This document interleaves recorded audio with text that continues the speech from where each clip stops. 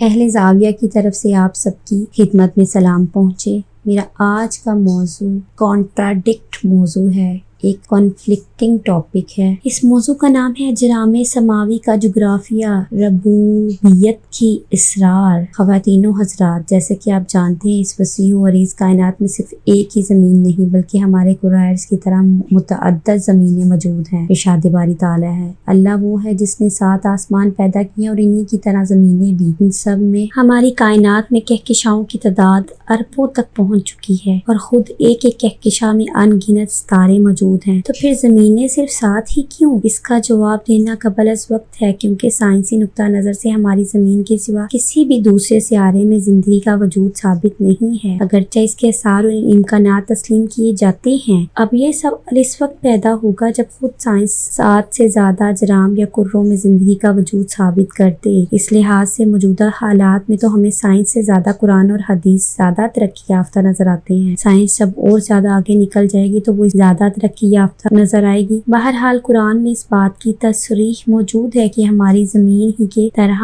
بہت سے اجرام سماوی میں بھی ہر قسم کے جاندار پائے جاتے ہیں اور اس کے وجود دلائل و نشانات میں سے ہے یہ بات کہ اس نے زمین و آسمان کو پیدا کیا اور اس میں ہر قسم کے جاندار پیدا کیے۔ اس آیت کریمہ میں جن اجرام کو سماوات کے لفظ سے تعبیر کیا گیا ہے، انہی اجرام کو سورہ طلاق میں زمینوں کے نام سے موسوم کیا گیا ہے۔ اس لحاظ سے اوپری زمین نیچے والوں کے لیے بمنزلہ آسمان سما کے ہیں۔ بس اس نے 2 دن میں 7 آسمان بنا دی اور ہر آسمان میں اس کا معاملہ رکھ دیا۔ اس کا مطلب ہے کہ مختلف سیاروں کی شکل و صورت، چہرہ مہرہ، رنگ ڈھنگ اور حال چال میں بھی اختلاف ہو سکتا ہے، اور اس کی تائید اس سے بھی ہو سکتی ہے کہ شہابوں کے کیمیائی تجزیہ سے پتہ چلتا ہے کہ ان کائناتی پتھروں کی بنیادی اجزاء بالکل وہی ہیں جو ہماری زمین کے اجزاء ہیں، مگر ان شہابوں کے کمپاؤنڈز اور ہماری زمین کے مرکبات میں زمین آسمان کا فرق ہے۔ لہٰذا ان اجرام میں آباد شدہ مخلوق کی جسمانی ساخت اور کیفیت بھی اسی قسم کا اختلاف ہو سکتا ہے، جیسے 2 زبانوں میں باوجود بعض حروف تہجی اور ان کے صورتی لہجوں میں اشتراک ہونے کے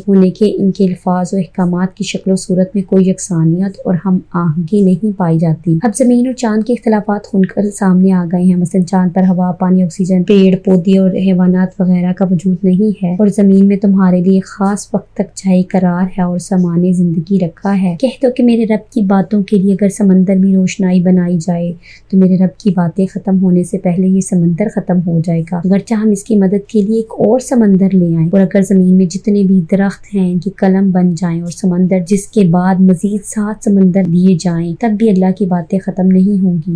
اللہ تو بڑا ہی غالب اور دانا بینا ہے، اور اللہ نے ہر جاندار کو پانی سے پیدا کیا، جن میں کوئی پیٹ کے بل چلتا ہے، کوئی 2 پیڑوں پر چلتا ہے اور کوئی 4 پیڑوں پر چلتا ہے۔ اللہ جو چاہتا ہے پیدا کرتا ہے، یقیناً اللہ ہر چیز کے پیدا کرنے پر قادر ہے۔ ایک مقام پر اللہ اور غور طلب حقیقت کا اظہار فرماتا ہے کہ اس کے نشانات میں سے ہے زمین اور سماوات کا پیدا کرنا اور ان جانداروں کا ہلانا۔ اس آیت کے مطابق دیگر سیاروں میں بھی دابہ کا وجود پایا جاتا ہے، اس لیے وہاں پر بھی پانی کا وجود لازمی ہے، کیونکہ ہر جاندار شے پانی سے پیدا ہوئی۔ دابہ لغت کی روح سے چلنے پھرنے والے، رینگنے والے جانوروں کو کہتے ہیں، کیونکہ دب کے معنی رینگنے کی ہیں، اور سورہ نور کی مذکورہ آیت بھی خوشی سے اسی پر روشنی ڈال رہی ہے۔ چنانچہ دابہ کا اطلاق یونی سیلولر سے لے کر ایک بڑے سے بڑے ہاتھی، ویل اور گینڈے پر بھی ہو سکتا ہے۔ غرض ان تصریحات کے مطابق ماء اور دابہ یا پانی اور جاندار اور لازم ملزوم ہے، ان میں چولی دامن کا ساتھ اور اس کی تیر حسب ذیل آیت سے ہوتی ہے۔ کیا ان منکرین خدا نے مشاہدہ نہیں کیا ابتدا میں زمین اور اجرام سماوی آپس میں ملے ہوئے تھے، ہم نے ان کو بکھیر دیا اور پھر ہم نے پانی ہی سے زندہ چیز کی تخلیق کی ہے؟ تو کیا یہ منکرین ایمان نہیں لائیں گے؟ اس کا واضح مطلب یہ ہو کہ ہماری زمین کی طرح دیگر اجرام فلکی کے تمام جانداروں کی زندگی میں پانی ایک بنیادی عنصر اور لازمی جز کی حیثیت رکھتا ہے۔ ہم نے تمہارے اوپر 7 راہیں پیدا کر دی ہیں، یعنی 7 آسمان، اور ہم اپنی مخلوق سے غافل نہیں ہیں، اور ہم نے آسمان سے ایک معین مقدار میں پانی برسایا، پھر اس کو زمین میں ٹھہرایا، اور اس پانی کو ہم غائب بھی کر سکتے ہیں، اور پھر ہم نے اس پانی سے تمہارے لیے کھجوریں اور انگور اور باغ اگائے، اور تمہارے لیے باغوں میں سے بہت سے پھل بھی مہیا کیا، اور درختوں اور تم ان باغوں میں کھاتے ہو۔ ہم نے ایک اور درخت بھی اگایا ہے جو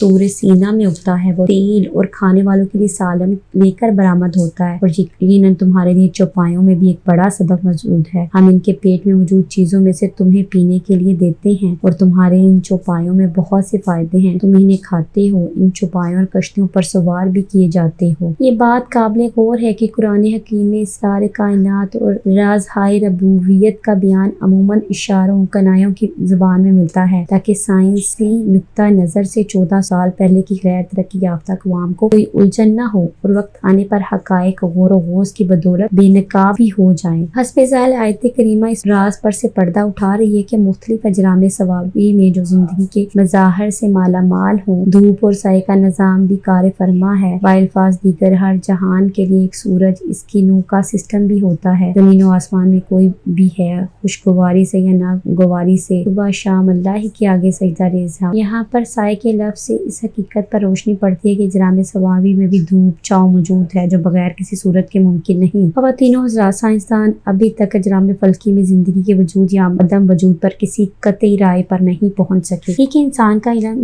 ہے کتنا ہی کہ وہ لاکھوں کروڑوں نوری سالوں کے فاصلوں کو حتمی اور یقینی فیصلہ کر سکے۔ افعال کی کائنات نے تو بتا دیا اور حتمی طور پر بتا دیا، لیکن سائنسدان کبھی نہ کبھی اپنے مشاہدے اور شواہد کے زور پر اس نتیجے پر پہنچ جائیں گے۔ بہرحال قرآن کے ذریعے 1500 سال قبل یقینی اور حتمی طور پر یہ اعلان اور انکشاف کیا جا چکا ہے کہ ہماری زمین کی طرح بہت سے سیاروں پر نہ صرف ہر قسم کے جانداروں کا وجود پایا جاتا ہے، بلکہ وہاں پر کل شعور قوتوں سے متفق ایک ترقی یافتہ مخلوق بھی موجود ہے، جیسا کہ ارشاد باری تعالیٰ ہے، اور اس کے نشان ہائے میں سے ہے یہ بات کہ اس نے زمینوں اور آسمانوں پیدا کیا اور اس میں ہر قسم کے جاندار پھیلا دیے، اور اس کو اس بات کی قدرت حاصل ہے کہ وہ جب چاہے انہیں اکٹھا کرے۔ کیا ان لوگوں کو زمین اور آسمان پر ان دونوں کے درمیانی مظاہر پر قابو حاصل ہو چکا ہے؟ اگر یہ بات ہے تو وہ کمندوں کے ذریعے اوپر چڑھ جائیں۔ ایک حقیر سا لشکر ہے جو وہاں اجرام سماوی پر موجود فوجوں سے شکست کھا جائے گا۔ امام رازی رحمۃ اللہ علیہ تحریر فرماتے ہیں، یہ بات بعید نہیں کہ اللہ تعالیٰ نے آسمانوں میں قسم ہا قسم کے حیوانات پیدا کر رکھے ہوں جو بالکل اسی طرح چلتے پھرتے ہوں جس طرح انسان زمین پر چلتا ہے۔ علامہ شہاب الدین الوسی بغدادی نے لکھا ہے کہ بات بعید نہیں کہ ہر